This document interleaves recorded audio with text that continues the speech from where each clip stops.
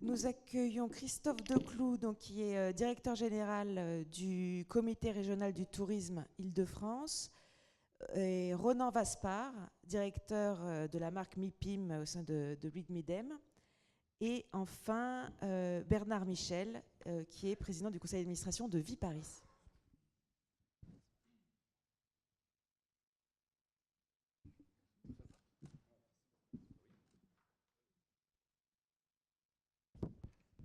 Très bien. Alors écoutez, je lisais hier, ça tombait bien, que 48% il y a eu 47% je crois des nuitées d'hôtel à Paris sont imputables au tourisme d'affaires. Donc ça donne un peu la mesure, enfin j'étais très surprise par ce chiffre, ça donne la mesure de l'importance en fait du tourisme d'affaires et de l'activité de salon, pas seulement en tant que secteur économique en tant que tel, hein, mais aussi en tant que vecteur de l'attractivité et du rayonnement des métropoles. Alors ensemble, on va essayer de réfléchir à leur impact, à la manière de pérenniser leurs effets, leurs retombées positives au-delà des événements ponctuels, et puis même éventuellement d'atténuer leurs potentiels effets déstabilisateurs, puisque c'est quand même des événements très ponctuels qui mettent une pression, notamment sur les infrastructures urbaines. Alors, peut-être pour poser le décor,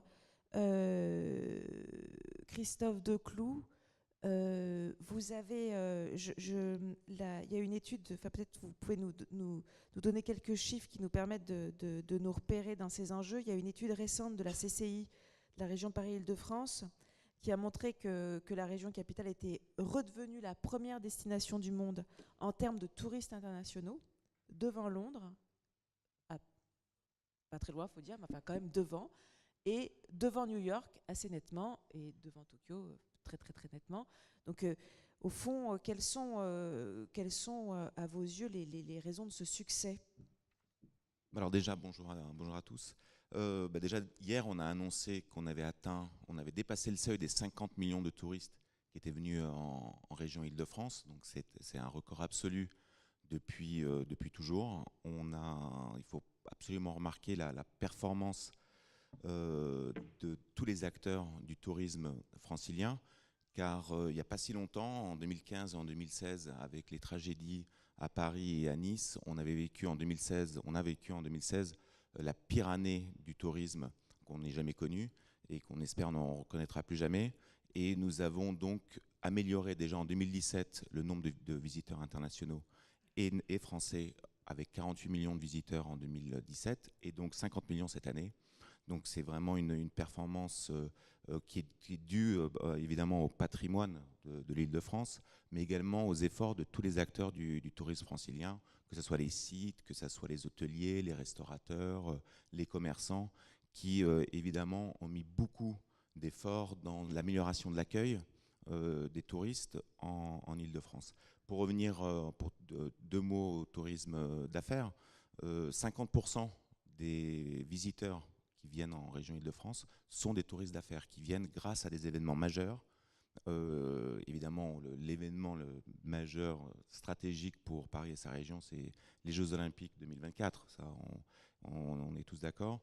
Mais entre-temps, nous allons avoir la Coupe du Monde de football féminin cette année, les championnats du monde d'athlétisme l'année prochaine et la Coupe du Monde de rugby en 2023. Donc ce qui est important, c'est d'arriver à bien montrer au monde entier que la région Île-de-France, avec sa capitale Paris, est capable d'accueillir le monde entier. Et nous, tout ce que nous faisons depuis maintenant 3 ans, c'est d'améliorer cette notoriété, cette perception de l'accueil francilien au monde entier. Et tout ce que nous faisons a cette ambition 2024 où nous changeons énormément de projets de l'accueil des visiteurs, en particulier internationaux. Cette année, en 2018, nous avons eu plus 9% de visiteurs internationaux en Île-de-France, alors que les Français sont en légère baisse, probablement due à la grève SNCF de l'année dernière. Donc voilà, donc on est très très content et très heureux de ces chiffres. Un niveau d'alerte par rapport au mois de décembre et les événements liés aux Gilets jaunes qui montrent quand même que ça impacte les visiteurs internationaux. On a les premiers chiffres pour les 4 premiers mois de l'année, avec un recul des réservations aériennes à moins 6%. Et donc, c'est à nous de continuer à faire de la promotion, à améliorer la façon dont on fait la promotion. Et ce qui est important, en tout cas pour le comité régional du tourisme, c'est qu'on fasse la promotion de la région tous derrière un même drapeau. Le drapeau du tourisme et de l'attractivité économique de la région, c'est Paris Region. Paris Region, qui est en fait la marque de la région Île-de-France à l'international, Paris, parce que Paris est région pour donner le périmètre géographique de la région et de la destination touristique.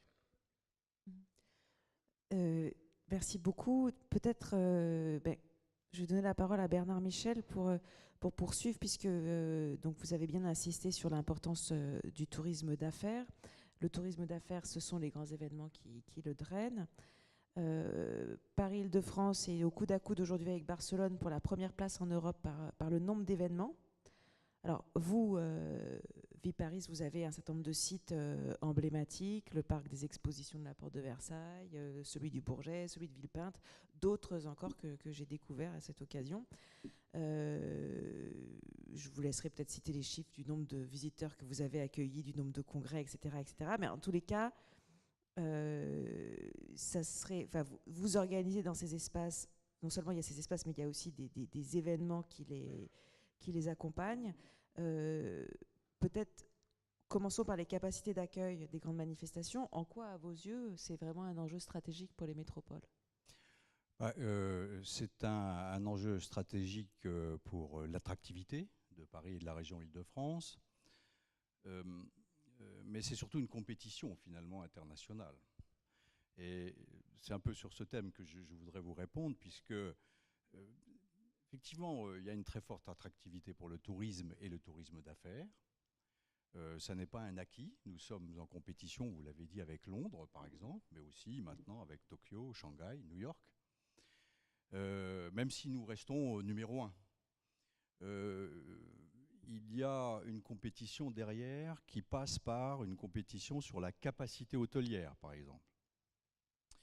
Le nombre de chambres d'hôtel à Paris est de 156 000, à Londres 137 000, à New York 119 000.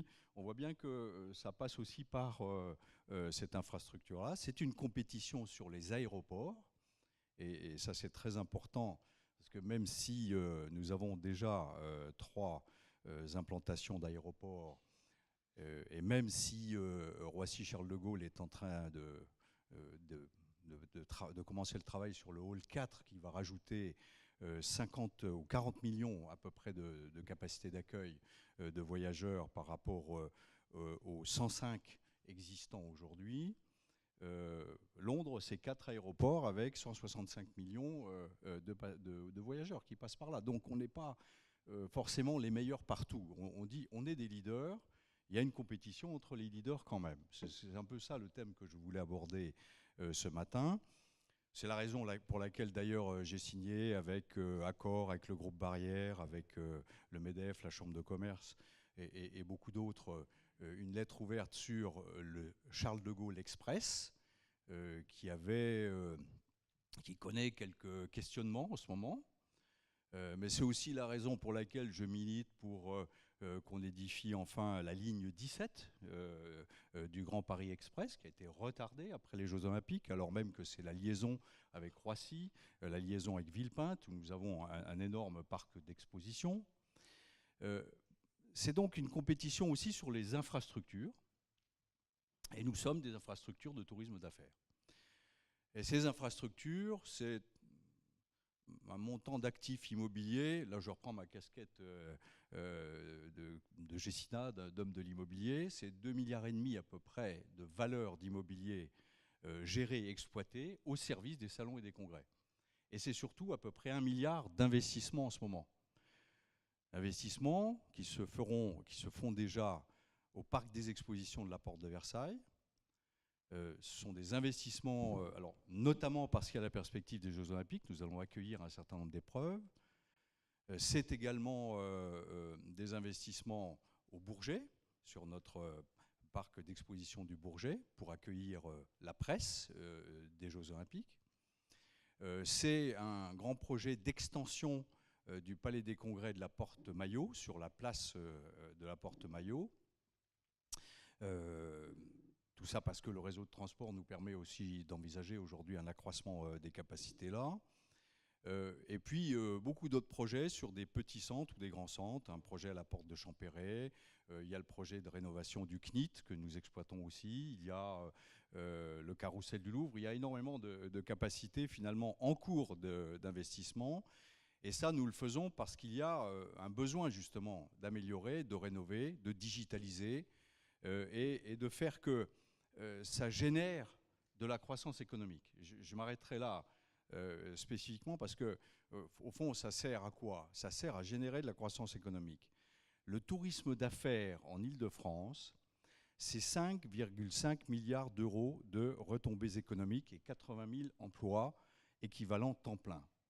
Et pour les entreprises qui exposent dans ces salons, eh bien c'est par an plus de 6 millions de contrats signés et 20 milliards d'euros de chiffre d'affaires généré, dont à peu près 25% à l'exportation. Donc on voit bien que tout ce qu'on dit là, au-delà de l'attractivité, c'est des infrastructures qui servent ensuite à générer de l'activité et de la croissance économique. Dans les deux domaines, les salons et les congrès. Les salons, on est leader mondial dans le segment des salons internationaux. Dans les congrès, c'est la même chose. Nous nous positionnons en Europe au coude à coude quelquefois dans les congrès avec Vienne ou Barcelone. Dans les salons, notre position est forte, mais tout cela est une compétition qui fait que même si nous disposons aujourd'hui et exploitons 700 000 mètres carrés d'espace couverts à Paris et dans la région Île-de-France, c'est-à-dire la première surface en Europe continentale, ça doit évoluer. Il nous faut être plus flexible, il nous faut avoir des espaces modulaires, il faut faire évoluer ce modèle aussi, parce que nous sommes dans cette compétition. C'est la modernisation et l'évolution de ces espaces qui est en cause aujourd'hui. Alors, je vous propose justement qu'on parle vraiment de compétition avec vous, Ronan Vaspart, puisque vous, votre métier, tout le monde le connaît ici à travers le MIPIM, c'est d'organiser des rencontres pour les investisseurs de haut niveau dans des lieux particulièrement choisis, donc bien sûr Cannes, Paris, Hong Kong, etc.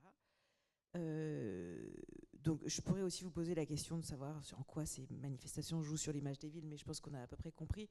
Ça m'intéresserait plus de vous entendre sur, d'une part, les critères que vous retenez quand vous considérez un choix de localisation d'un événement ici ou là, et d'autre part, est-ce qu'elle est pour vous perceptible, en fait, cette concurrence entre les villes pour accueillir les événements?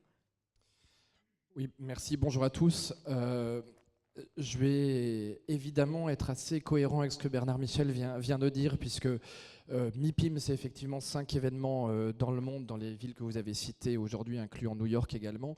Mais plus globalement, la société, Reed Midem ou Reed Exhibition, organise des événements absolument partout dans le monde, puisque c'est une société qui intervient sur différents secteurs d'activité.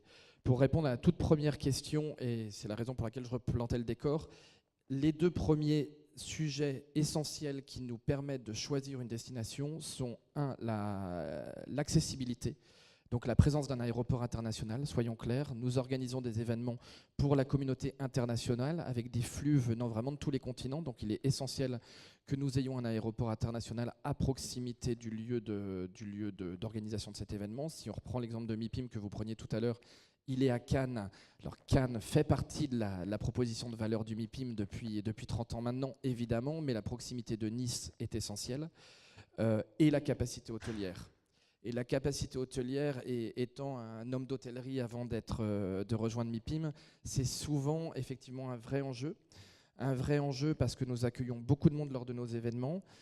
Il faut qu'il y ait cette capacité, il faut qu'il y ait la qualité. Ce n'est pas qu'une question de volume, c'est aussi une question de classification hôtelière. C'est-à-dire que selon les typologies de personnalités que nous recevons, on ne va pas forcément les héberger dans les mêmes types d'établissements. Donc il faut qu'on ait une prestation hôtelière et qui intègre aussi toute une dimension d'expérience client. Ce n'est pas juste d'avoir une chambre de qualité, c'est aussi d'expérience. Qui soit suffisamment qualitative et suffisamment nombreuse dans toutes les villes dans lesquelles nous organisons effectivement les événements.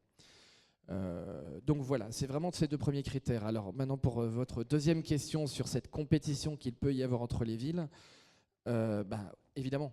Évidemment, à partir du moment où on organise des événements internationaux, je ne vais pas vous prendre l'exemple là, de notre événement en France, ni sur Paris, puisque là, on est déjà basé à Paris et à Cannes, donc la question ne se pose pas aujourd'hui, mais juste pour illustrer le propos, on vient de prendre la décision de déménager notre événement londonien dans une autre venue, dans une autre localisation, pardon, que là où nous étions jusqu'à présent.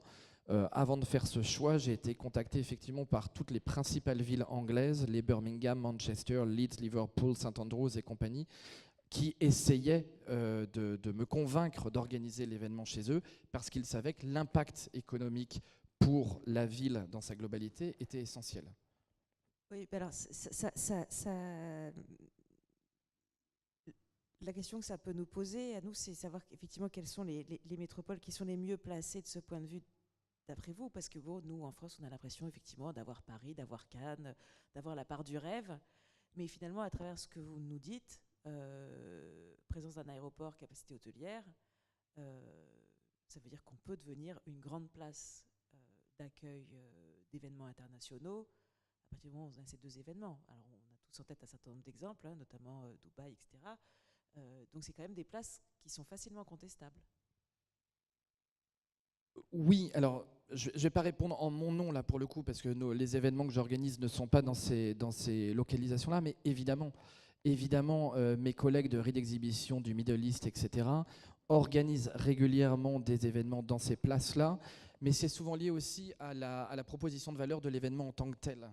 C'est-à-dire quelle est la cible, quelle est la population que nous ciblons, quelles sont les orientations géographiques et quel est le support aussi politique que l'on peut avoir pour l'organisation de l'événement. Je vais vous prendre l'exemple de MIPIM PropTech qu'on a lancé il y a maintenant 18 mois à Paris. Très clairement, la question s'est posée à ce moment-là. Expliquer, parce que moi je ne le savais pas, je l'ai découvert. Pardon, MIPIM PropTech. Alors MIPIM, c'est à peu près connu de tout le monde. PropTech, c'est la Property Technology. C'est en fait toutes les startups et l'industrie ou l'innovation, toutes les sociétés innovantes liées à l'immobilier, ou en tous les cas qui vont faire évoluer l'industrie de l'immobilier. Et il s'avère que c'est une communauté qui se réunit souvent de son côté, la communauté ou la chaîne de valeur de l'immobilier se réunit de l'autre, et notre objectif c'était de se dire comment on fait en sorte que ces deux communautés se retrouvent ensemble parce que l'évolution de l'immobilier de demain passe aussi par la transformation digitale, comme de nombreux secteurs d'activité ont été concernés jusqu'alors. MIPIM PropTech, très clairement, on s'est posé la question au moment de le lancer, est-ce Paris, est-ce Londres, est-ce Berlin? C'était un événement qu'on voulait européen, puisqu'on avait déjà un événement américain. On le voulait européen, dans quelle ville allions-nous aller? Alors il y avait des problématiques internes à notre organisation, mais très clairement, l'attractivité française au moment où nous avons lancé cette initiative, l'attractivité et la prise de parole du gouvernement, du président de la République lui-même autour de l'innovation, autour de la volonté d'afficher Paris précisément et plus globalement la France sur ce terrain-là, était un élément facilitateur pour nous aider à prendre cette décision et ne pas aller à Berlin ou à Londres. Oui, c'est très important. Je le dis notamment parce que je suis également président d'une association qui s'appelle Real Estate. Real Estate, c'est la French Tech de l'immobilier. Nous avons d'ailleurs travaillé en partenariat avec MIPIM PropTech pour organiser cet événement qui aura lieu au début du mois de juillet et pour en faire une Tech Week à Paris. Donc je veux dire, derrière, il y a une dynamique beaucoup plus large que celle qui consiste à organiser un congrès ou un salon. Et c'est la raison pour laquelle il faut diversifier l'offre. Vous voyez, le premier MIPIM PropTech, je prends cet exemple, il s'est passé au Palais des Congrès, Porte-Maillot. Mais le deuxième se passera dans un autre espace qui s'appelle le 104.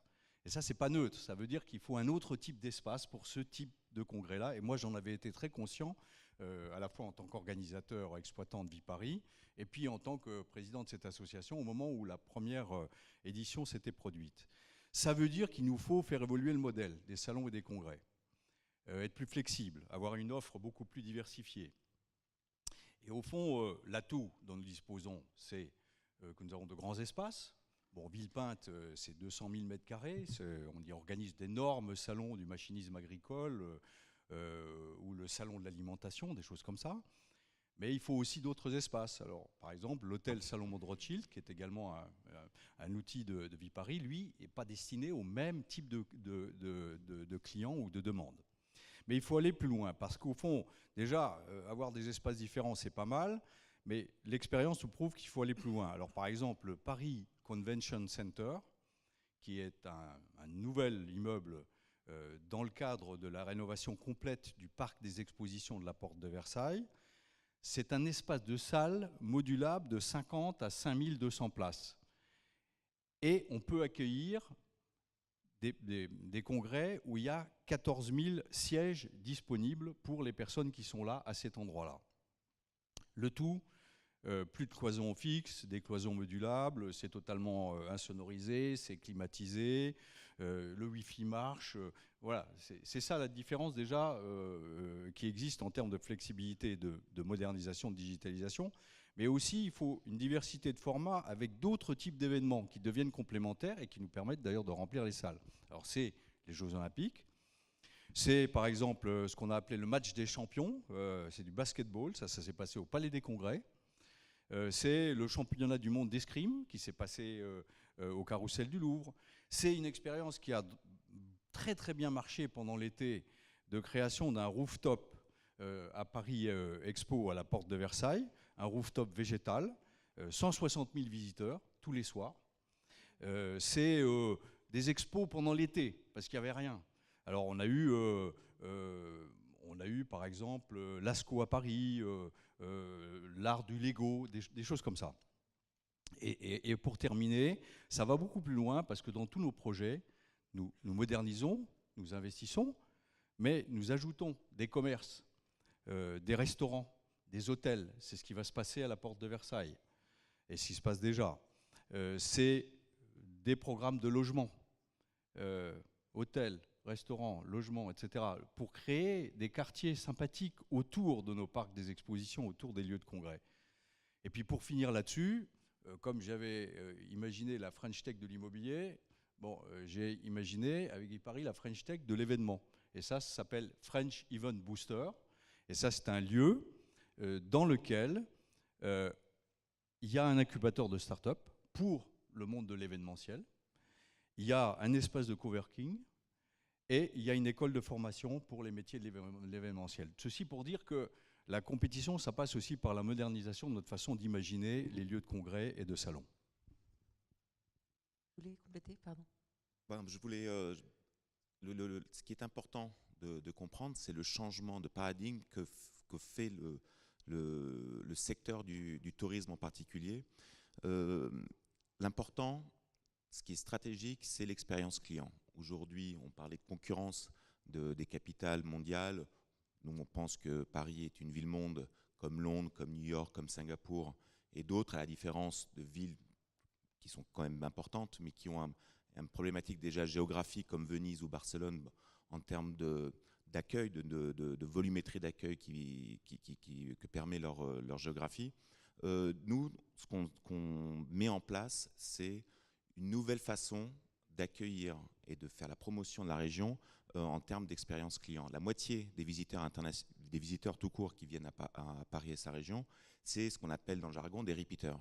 Les repeaters, c'est très important pour nous parce qu'on a la chance d'avoir la Tour Eiffel, le château de Versailles et le musée du Louvre. Donc les primo-visiteurs, le monde entier veut venir à Paris une fois dans sa vie. Et l'important pour nous, c'est d'augmenter le revenu par les repeaters. Nous, ce qu'on a réussi à atteindre cette année, c'est 21,5 milliards d'euros de revenus par le tourisme, affaires et loisirs. En 2016, on était vraiment au creux de la vague pour les événements tragiques dont je parlais tout à l'heure. Nous avions perdu 1 milliard d'euros en une année, au-delà même du million de visiteurs. En 2 ans, nous avons récupéré 2 milliards d'euros de revenus.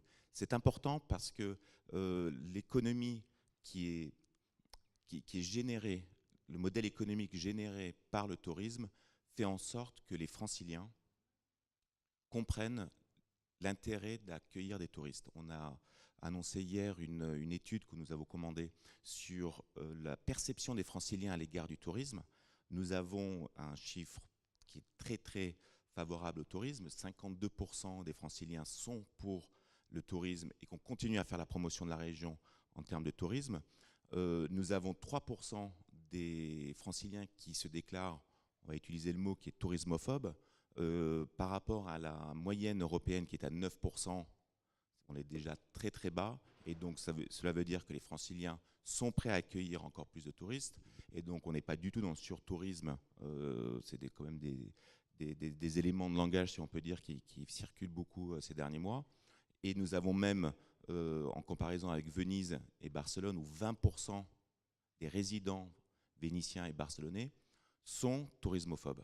Donc nous sommes une région tourismophile, et donc nous devons améliorer l'accueil, mais surtout améliorer l'expérience client. Nous, ce qu'on souhaite, c'est qu'on monte des opérations, et déjà nous montons une plateforme digitale où nous allons envoyer des expériences, des packages à des clients potentiels afin qu'ils viennent vivre une expérience nouvelle à Paris. Je prends un exemple, un client potentiel new-yorkais qui aime la mode parce qu'on a croisé les données, je suis désolé pour le RGPD, mais on a croisé des données avec leur Instagram et les réseaux sociaux. On va lui envoyer un package pour venir découvrir et vivre la Paris Fashion Week, par exemple, comme un Parisien.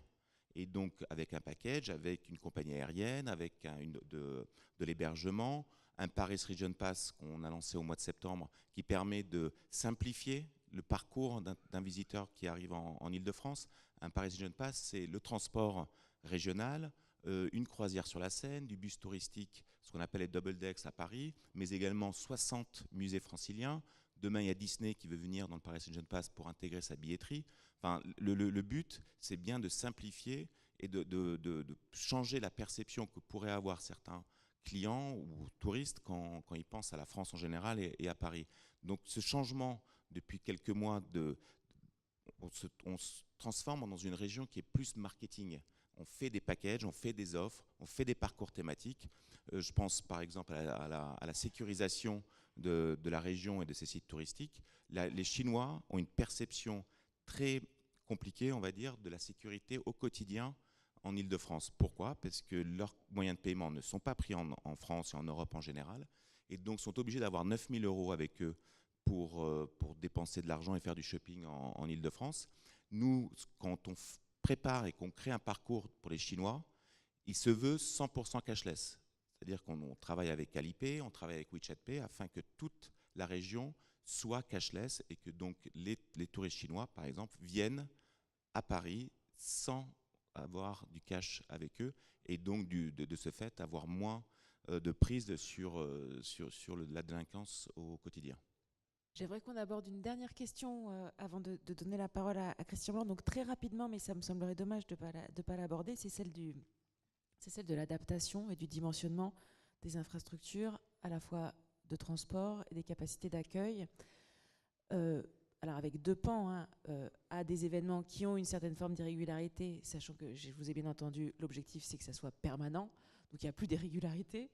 Mais bon, il y a quand même des pics, les Jeux Olympiques typiquement, et puis d'une certaine manière, même en période de croisière, c'est-à-dire des infrastructures, notamment des infrastructures de transport public, qui sont aux limites de la saturation.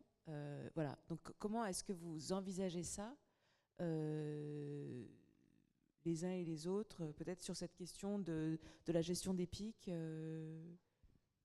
Bon, la gestion des pics, c'est d'abord d'imaginer des locaux, des investissements, des bâtiments réutilisables, ce que j'ai dit tout à l'heure, avec une grande flexibilité. Bon, ce que nous allons faire pour les Jeux Olympiques, bien entendu, ça servira à d'autres événements après.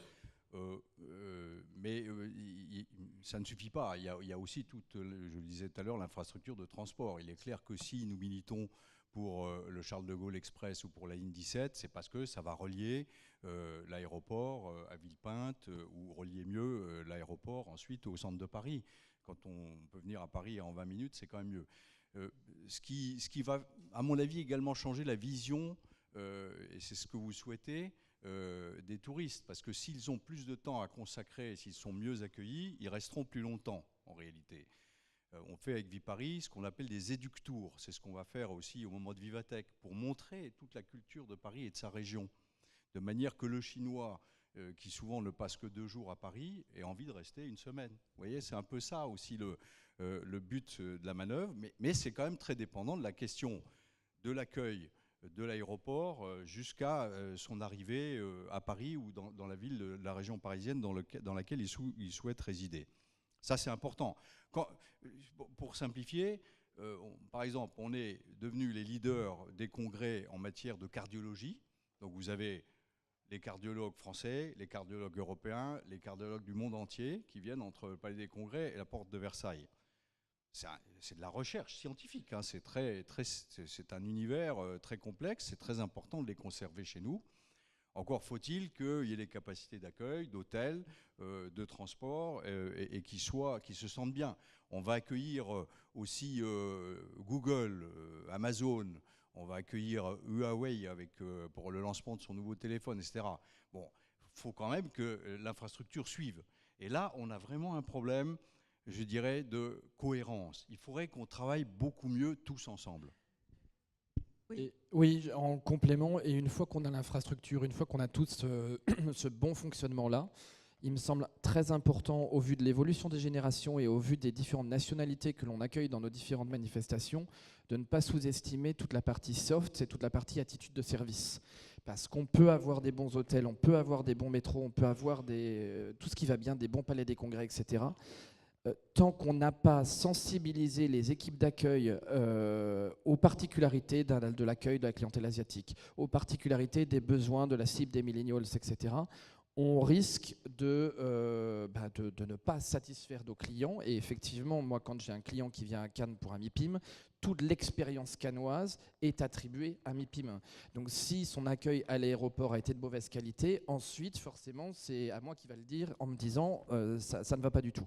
Donc c'est la raison pour laquelle moi je passe beaucoup de temps, et mes équipes passent beaucoup de temps maintenant avec tous les sociopros cannois en essayant d'améliorer tout ça, et on va le faire sur les différentes villes où on est, pour vraiment les sensibiliser à ce point-là en disant que c'est du gagnant-gagnant. C'est pas que nous, c'est pas que eux, c'est vraiment la communauté dans sa globalité qui a tout à gagner de bien accueillir le tourisme d'affaires ou le tourisme loisir si on était sur du loisir. Écoutez, je vous propose que nous concluons cette première séquence de la table ronde sur ces propos pour laisser la possibilité à Christian Blanc de conclure notre matinée. Bon, Christian Blanc, je ne le présente à personne ici, vous le connaissez tous, hein, tous ceux qui s'intéressent au Grand Paris connaissent et reconnaissent son rôle pour porter et faire et créer et concevoir ce projet. Donc ça nous paraissait particulièrement intéressant de l'entendre à l'issue de cette matinée, donc sur le travail et plus largement sur l'activité économique, ce qui fait l'originalité du projet économique du Grand Paris à ses yeux. Eh bien, volontiers, vous me donnez 1 heure, c'est ça? Bon, écoutez, j'ai effectivement pris pas mal de notes depuis hier après-midi. Je dois vous avouer qu'il y a 8-10 ans, quand nous avons créé le Grand Paris, je ne pensais pas que nous aurions une séquence comme celle que nous avons en ce moment, parce que quelque part, c'est pas gagné, mais ça veut dire que c'est quand même bien lancé. Hein. Et le fait que la Chambre de commerce et industrie de Paris et de Paris capitale économique, enfin, se soit engagée de cette façon est quand même un très bon signe pour l'avenir. Alors, si j'ai compris, j'ai quoi? J'ai 5 minutes. Hein? Non, mais enfin, parce que... Oui, parce que... Non, parce que les uns et les autres ont faim, quand même. Enfin, il faut être humain. Hein? Bon, alors je vais essayer d'aller le plus vite possible dans ces quelques réactions. Tout d'abord, c'est dommage que je n'ai pas de temps. Je pourrais raconter plein d'anecdotes sur comment est né le Grand Paris, dans quelles circonstances, avec qui, etc. etc. C'est parfois très amusant. Et 3 observations pour commencer. Par rapport à ce qui a été dit ce matin en introduction par la ministre du Travail, et les discussions qui sont intervenues après, il faut que chacun comprenne quelle était l'approche économique assez large, mais particulièrement dans notre pays, il y a 10-15 ans. Voilà. Nous étions effectivement dans une forme de compréhension de l'économie, de la production, qui créait la richesse et qui était uniquement manufacturière. Ceci a été très bien dit ce matin. Et finalement, si le Grand Paris est né, c'est pour des raisons économiques, sur une décision que nous avions prise ensemble, le président de la République de l'époque, qui était Nicolas Sarkozy et moi-même, à savoir que nous devions organiser autrement notre système économique et sortir du tout productif matériel, qui était largement délocalisé d'ailleurs dans un très grand nombre de pays, pour donner à l'amont et à l'aval de l'acte de production toute sa dimension. En clair, cela signifiait qu'il fallait que l'organisation spatiale de l'économie mondiale, et donc française, soit fondée sur la matière grise, l'innovation et la création. Et ça, je peux vous dire que c'était absolument révolutionnaire, c'était un choix fondamental, et nous avons construit toute notre approche du Grand Paris sur cela. Ça voulait dire quoi, entre autres? Ça voulait dire que les villes allaient reprendre un poids considérable dans l'acte de production. Car la matière grise, l'innovation, la création, elle se trouve davantage encore dans les villes qu'ailleurs. Bien, ça ne fait pas... Bon, je ne vais pas développer, mais enfin, sachez cependant que la Silicon Valley, qui est quand même la référence de ce nouveau type d'économie, elle se déplace vers où? Elle se déplace vers San Francisco. Et aujourd'hui, San Francisco est une partie intégrante et la plus prolifique de la Silicon Valley. Bon. Ensuite, le deuxième point, c'est que on parle des métropoles et c'est très bien. On a parlé de 30 métropoles ce matin et c'est très bien. Sauf que Paris, et c'est une approche qu'avait faite l'OCDE il y a effectivement 8-9 ans, fait partie avec Londres, New York et Tokyo de villes particulières. Je vais en dire un tout petit mot. Et l'OCDE a appelé ces villes des villes-mondes. Et donc je n'ai eu aucun mérite à parler de Paris ville-monde, parce qu'effectivement, cela avait été identifié tel quel par les économistes de l'OCDE. Est-ce que le critère était un critère de population? Ce qui aurait pu être la réponse à l'époque, oui, ben non, pas du tout. Parce que sinon, effectivement, Mexico, 30 millions d'habitants, serait une ville-monde. Mexico n'est pas une ville-monde. Alors, est-ce que Shanghai ou Pékin étaient des villes-mondes? Eh bien non. Ah, mais je vais y venir dans un instant. Parce que pourquoi ce n'étaient pas des villes de monde? Je vais vous l'expliquer le plus succinctement possible.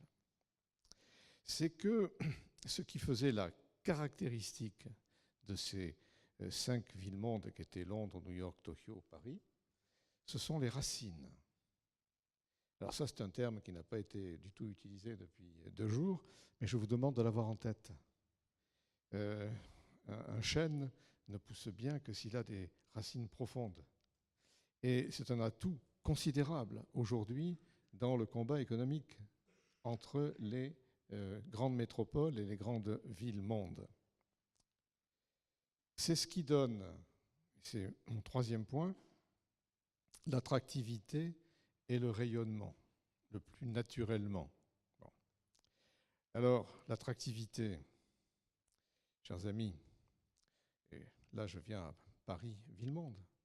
Si Paris existe, c'est que au XIIIe siècle, XIIe, XIIIe siècle, il y a eu les foires de Champagne. Et les foires de Champagne, c'était le lieu d'échange entre les villes méditerranéennes qui permettaient de faire venir, enfin, je je vais pas rentrer dans les bouquins de Braudel, mais si ça vous intéresse, prenez le temps, c'est merveilleux. Et puis de relier donc la Méditerranée aux villes hanséatiques qui faisaient essentiellement du drap, j'avais très vite, etc. Et où se faisait l'échange? Il se faisait dans ce qu'on a appelé les foires de Champagne. Tiens, c'est tout près d'une ville qui s'appelait Paris, qui était déjà une ville importante, c'est là que résidait le roi, mais enfin, quand même. Et là, ça a considérablement prospéré, Paris, et c'est là que les cathédrales gothiques se sont créées. Enfin, il y a eu un rayonnement dès le XIIIe siècle de Paris, du fait de ce lieu d'échange qu'étaient les foires de Champagne. Quelque part, une petite réflexion. Nous avons eu les places de marché, qui étaient des lieux d'échange. Et puis nous avons eu, je viens d'en parler, de grandes foires du type les foires de Champagne. Et puis, quelle est aujourd'hui la nouvelle place de marché mondiale? C'est Internet. C'est bizarre. Mais effectivement, on est en train, de bon en bon, de modifier les places de marché, les places d'échange. Et où est-ce que ça se passe? Ça va se passer dans les villes, essentiellement, et de plus en plus. Ah bon? Donc ça veut dire qu'il faut y faire très attention à la ville quand on a une approche de stratégie économique. Un petit mot, ces villes, c'est pour ça que la question des racines est tellement importante, c'est qu'il faut que ce soit des villes où il y ait une culture ancrée, profonde. Et de même qu'au XIIIe siècle, on a créé les cathédrales gothiques, on a créé la Sorbonne. Tiens, la Sorbonne, voilà, la Sorbonne a rayonné sur l'Occident et sur le monde pendant très longtemps, et accompagnant ces lieux d'échange que furent les foires de Champagne.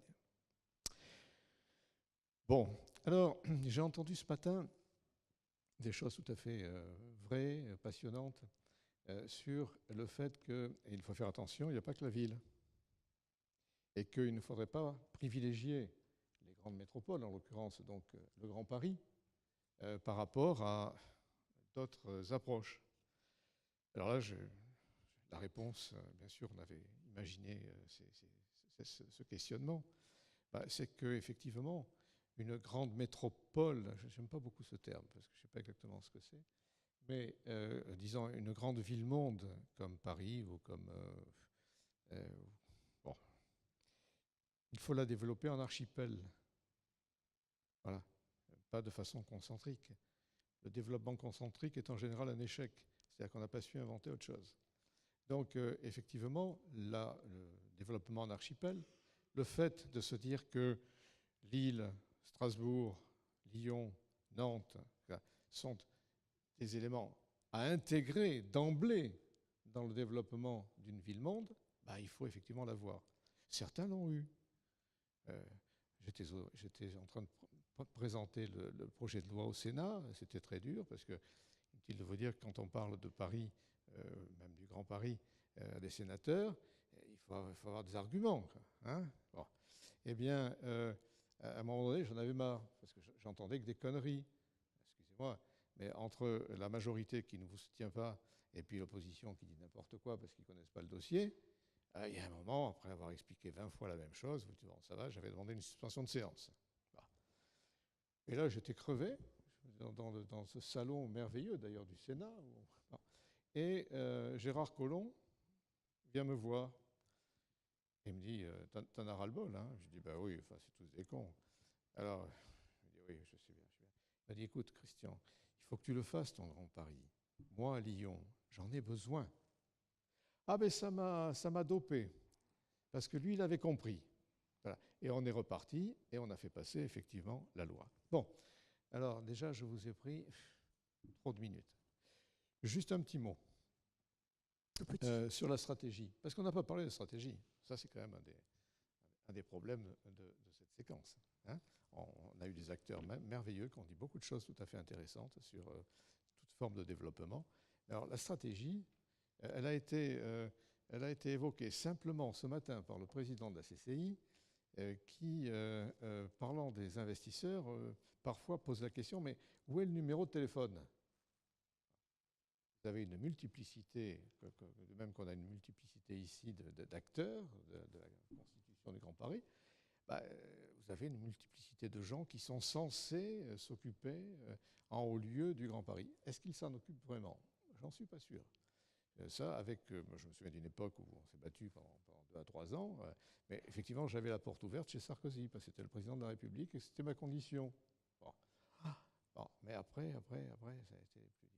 Et aujourd'hui, je ne sais pas encore. Et pourtant, je sais que Macron sait sur le Grand Paris. Je lui ai expliqué ça il y a déjà 2 ou 3 ans. Enfin, il est très intelligent, cet homme. Enfin, bon. Et donc, je sais qu'il a pigé complètement tout. Mais peut-être qu'il estime que ce n'est pas encore nécessaire. Bon, on peut avoir de l'espoir. Alors, je voulais sur ce point vous dire 2 ou 3 choses rapides.